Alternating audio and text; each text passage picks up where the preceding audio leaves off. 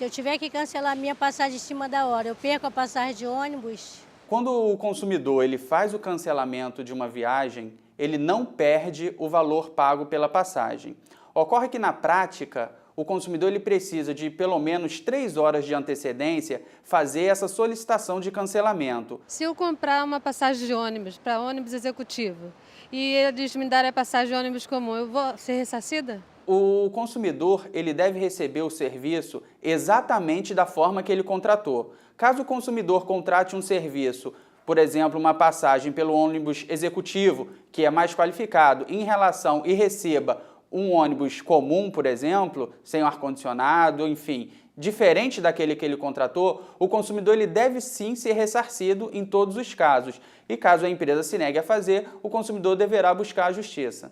Se o ônibus estiver atrasado, o passageiro tem direito à alimentação e hospedagem? A lei não prevê nenhum tipo de indenização ao cliente em caso de, como por exemplo, alimentação, hospedagem, caso o ônibus atrase ou simplesmente não chegue ao destino que estava marcado. O consumidor ele terá o direito ao ressarcimento do valor pago pela passagem, mas também poderá buscar no Poder Judiciário uma indenização pelos danos morais sofridos.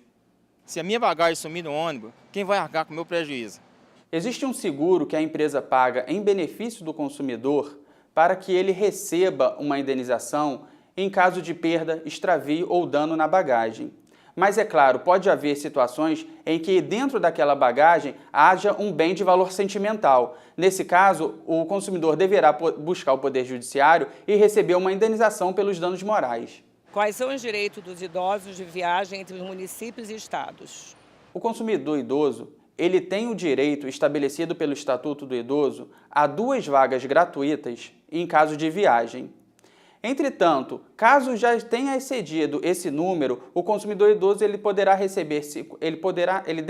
receber 50% de desconto nas demais passagens.